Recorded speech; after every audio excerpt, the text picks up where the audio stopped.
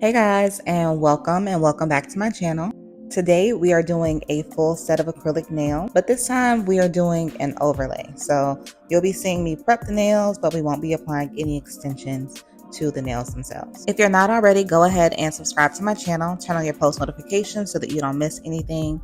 And yeah, let's get into it. Y'all, if you could see where we came from, we've come a very long way. So like I said, we're doing her natural nails, just doing an overlay basically. And I'm starting with prepping the nails with my very small mandrel bit. I got this from Melody Susie on TikTok. If you follow me on TikTok, you'll see that video, but I just really love how this mandrel bit gets right up close to the cuticle and it gets all into the little tiny spaces. For the past week or so, I've been using this tiny mandrel bit in replace of my nail prep bits, and I really like it. It saves a lot of time. I'm not having to switch bits a whole lot, and I can also use it to buff the rest of the nail plate as well. For this set in particular, I will be using a regular mandrel bit as well because we did an overlay and soaked off her previous set so that we could have a fresh start. But my client and I have been growing her natural nails out since she came to me, and I'm so proud of the progress. The point of being a nail tech for me is to make sure that my clients have healthy nails, they're taking care of them, I'm taking care of them more importantly. And yeah, this is a lot of progress, y'all. If you could see where we started from, you would understand where I'm coming from. But anyway, now I'm going in with my regular size mandrel bit and just lightly dusting over the nails. You want to make sure that you are being as gentle and as light as possible. I'm using a very light feathering motion when I'm going over the nail plate, and this will avoid creating a ring of fire.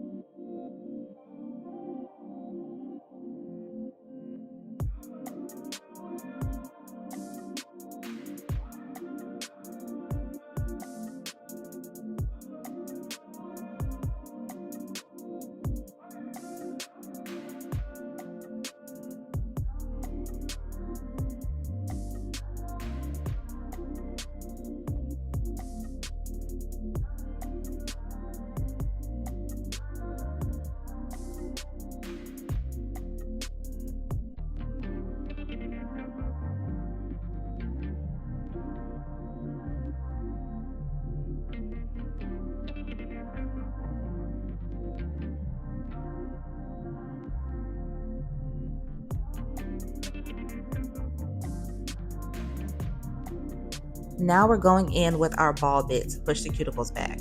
I like to do this step because it helps with getting the cuticles prepared for cutting.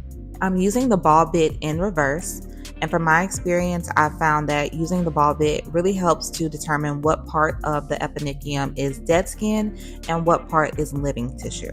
For me, this is a very important step because I don't want to hurt my client, but I want to make sure the cuticles are really clean for the application process.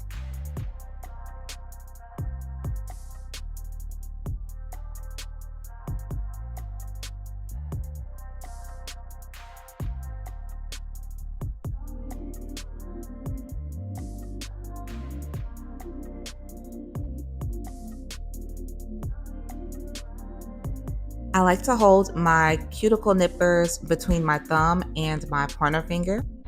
Holding it this way gives me a little bit more control, and I can really make sure that I'm getting the cuticle nippers exactly where I want them to be. You want to make sure that you have a steady hand no matter how you decide to hold your cuticle nippers. This is just my preference, but making sure that your hand is steady will ensure that you don't cut your client unintentionally. Because again, that is what we want to avoid in every step of this process. I can't tell you how many clients I have that have told me that they avoided getting their nails done for a period of time because they were so used to associating getting their nails done with pain. And I don't want to be that nail tech, and neither do you.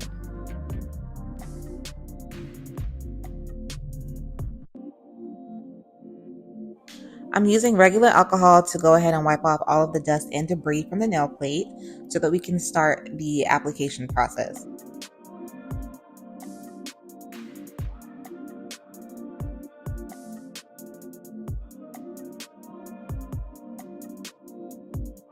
I'm going in with my gelish dehydrator and the gelish Pro Bond Primer. I've been using this primer for about a year now, and I really like it. I haven't had any issue, but I do believe that lifting is mostly associated with your prep. So as long as your prep is good, the primer that you use does not make a huge difference.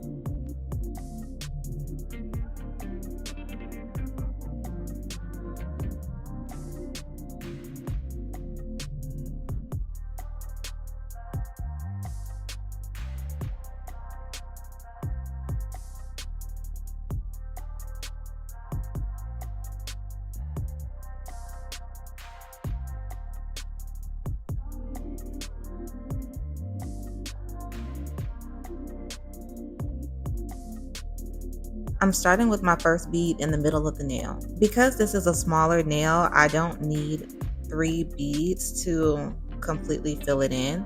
So I'm doing about 2 beads for each of her nails. For an acrylic overlay, I like to do 2 beads that are a good consistency where I'm able to just pat the bead in place and it's not moving a whole lot.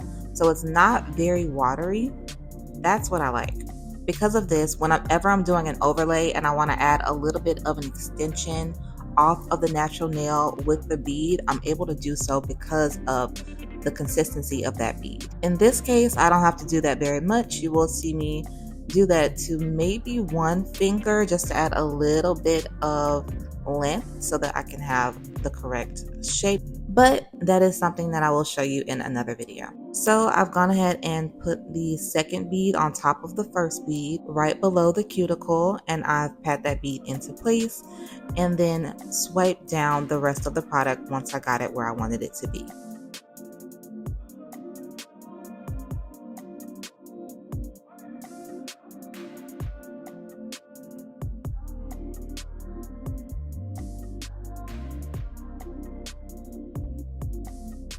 Just to go over the application process one more time, I'm placing a medium-sized bead or a small bead right in the middle of the nail. Another pro tip is to make sure that you are always holding your finger down whenever you are applying acrylic. That way you are letting gravity do most of the work for you. So I've put the bead in place, I'm patting it down, making sure that I'm covering both of the sides of the nail. And then once I've gotten the coverage that I want, I go ahead and cut off the bottom piece of that nail. I don't recommend doing this with your fingers. You can get contact dermatitis, so wear gloves when you do that. But I went ahead and put the second bead right on top of the first bead and right below the cuticle. That way I can push that bead into or up to the cuticle as close as I want it to be. Once I've gotten that bead in place where I want it to be, I go ahead and swipe the rest of the product down the nail and smooth it out to get the finish that I want. I will be doing a similar process to all of the remaining nails, so I'll go ahead and let you guys watch from here.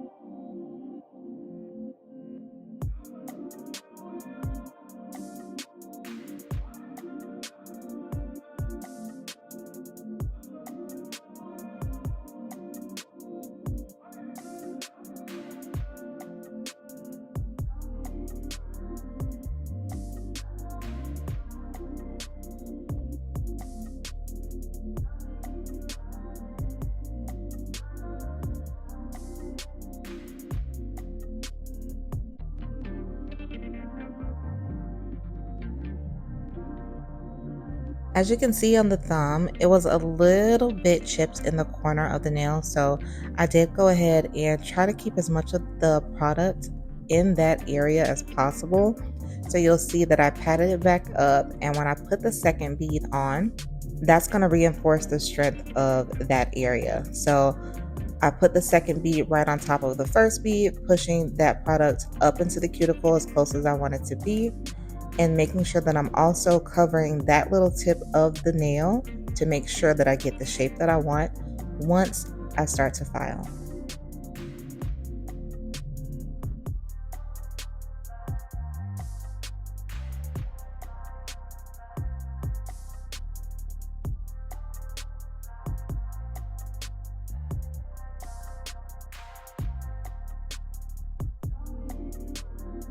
When it comes to filing the nails, I'm always holding my file at a 45-degree angle, as well as the nail at a 45-degree angle as well, and making sure that I'm going straight up and down with that file. If I were to move the file or curve it in any kind of way, that will change the shape of the nail. So you just want to make sure that you're holding it parallel to the side walls.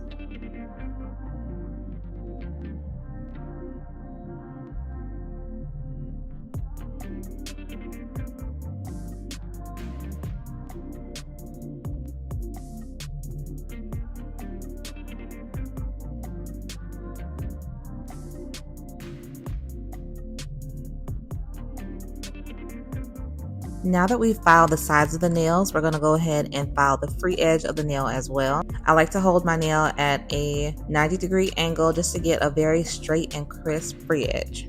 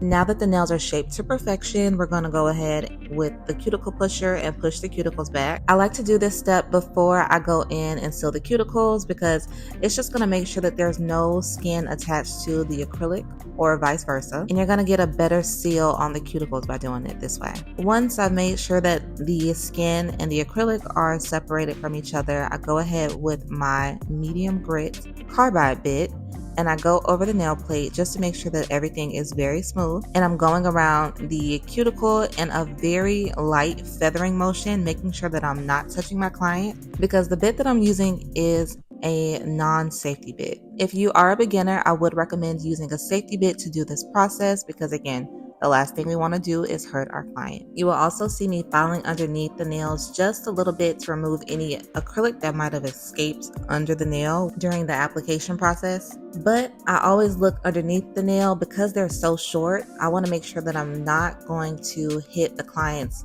hyponychium with my nail drill.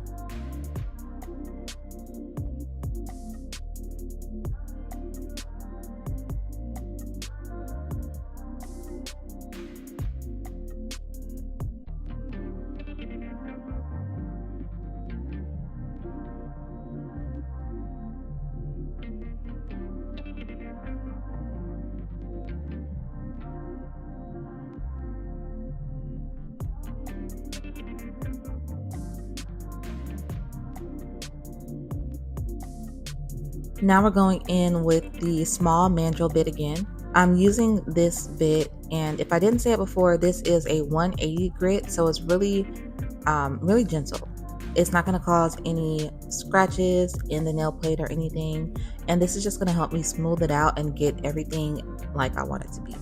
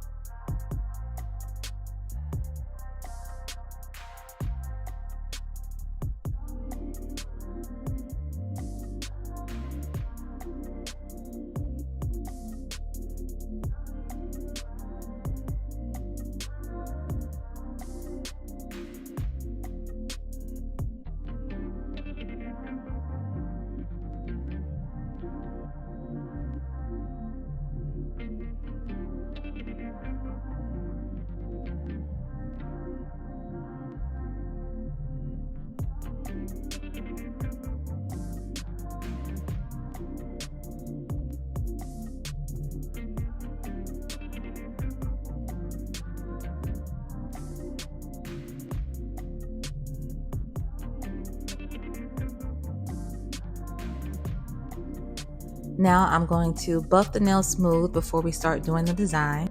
My client had an inspiration picture which was really cute of just these short French tip nails that had all different kinds of French, so that's what you'll be seeing me do in this video. I do want to thank everybody for watching. If you made it this far, I appreciate you so much. Go ahead and like, comment, and subscribe. I will see you in the next video. And guys, don't forget to let me know what you think about the video, the designs, and if I should do more voiceovers like this.